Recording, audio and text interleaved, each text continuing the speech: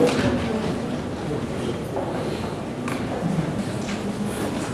morning. My name is Colleen Farrell, and I'm here on the anti-death penalty alternative spring break. Students against the death penalty have spent the last few days meeting with exonerated death row inmates, the family and friends of those who live and have lived on death row, as well as several experts on death penalty-related issues. We're here today to help raise awareness about the injustices of the capital punishment system in Texas, and to urge legislators to vote for a 2-year moratorium on all executions so that a study commission can be formed to conduct a comprehensive examination of the system. Innocent people have been executed, and we believe that there are innocent people sitting on death row today. It's time to hold Governor Perry accountable and to correct practices that have been carried out for far too long. Here with us today, we have Keine, who spent 2 years on death row in New Mexico and came 9 days away from execution for a crime he did not commit. We also have Cobb, who spent 8 years on death row in Illinois for a crime he did also not commit. Later we'll be joined by Derrick, Jamison, who spent 17 years on death row in Ohio and came within an hour of being executed for a crime he did not commit. Juan Melendez, who spent 17 years, 8 months, and 1 day on death row in Florida, will also be joining us, as well as Shujaa Graham, who spent 3 years on California's death row for a crime he did not commit, and McCarty, who spent 19 years on Oklahoma's death row for a crime he did not commit. We will also be addressed by Sandrine and Skinner, whose husband, Hank Skinner, is set to be executed in 6 days. We also believe that he is innocent. Thank you for coming out today, and we apologize that some of our exonerees are running a little late due to traffic. We start, but we got a few of us lagging behind. My name is Keine. I was on New Mexico's death row for roughly 2 years, and at one time was 9 days for my execution. New Mexico has a distinction of exonerating 4 people from death row for every 1 they kill. There's definitely something wrong with the system. Around the United States as a whole, out of every 6 people who are executed, we find 1 that's innocent. There have been times when we've been too late to find that out.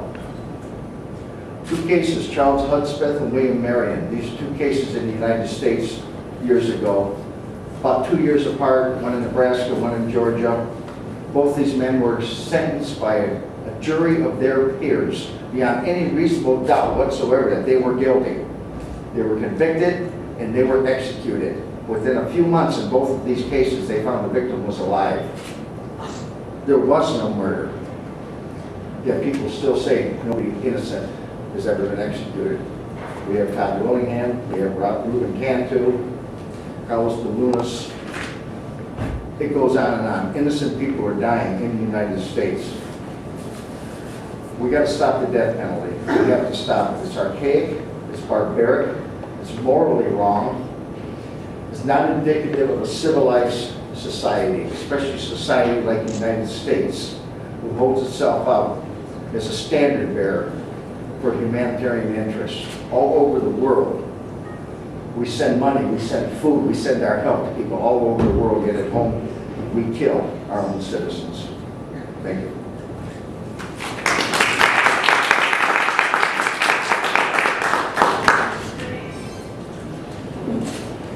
My name is Derrick Cobb. I want to tell you a little bit about my story. And you can sum it up for yourself and know that I call them the United Snakes because it's the ones who over you, who make the cases that go to death row. Do I look like I am 6'11"? The person who did the crime in my case was 6'11". They tried me more times than anyone in the history of the United States judiciary system. 5 times. The people who did the crime were found to be state witnesses who they had paid up into thousands of dollars for false testimony. Now ask yourself this question: how many people do they send to witness school to learn how to testified. You don't have to teach an adult how to tell the truth. That's what they did. Now, out of all the death rows that they sent me to, I went to a jail that's called Cook County Jail. That was the first jail that they had in Chicago, Illinois, where they had electric chair and where they fried people from the inside out. I recall when I was in the 6th grade, we went there on a tour, and they had this large room, a mirror, big old window. They took us there by accident. And there was a man sitting in the chair with his leg busted wide open, fangs hanging out. I never forgot that. And I never thought that I would ever find myself going on death row. Now, I'm an ex-entertainer. I used to be around thousands of people. I said with many rhythm city buns, creation, Deltones, a leader, nowhere. When I came home, I was unable to be in the company of 12 people, shaking like a leaf, strong breeze, afraid of what they might make me do because I've been fighting for all those years for something I didn't do. When they put me on death row, I told them they didn't have any rules or regulations that fit me. Why? Because I'm innocent, and they looked around at each other like I was crazy. So I fought, and I fought, and I fought. Now, in doing so, there was a lot of men falling down and breaking down. A lot of families. My family, my daughter was raped. My youngest twin daughter raped. The youngest girl shot. Dad is not there to take care of them. All of this had an effect on me, my family, my friends, people who knew me. I just want to let you know that all over the United States, that you have men and families who are suffering. When you put one man on death row, his whole family suffers. You have people who point their fingers and say, look at him, he did that. And people want to drop their head and say, wait a minute. My son didn't do that. It could be your dad, it could be your brother. They send it ladies too. Thank you very much.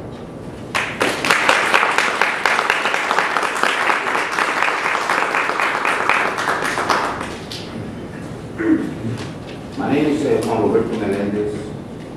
I'm the number 99 person in the nation to be released and exonerated from their law for the crime they did not commit.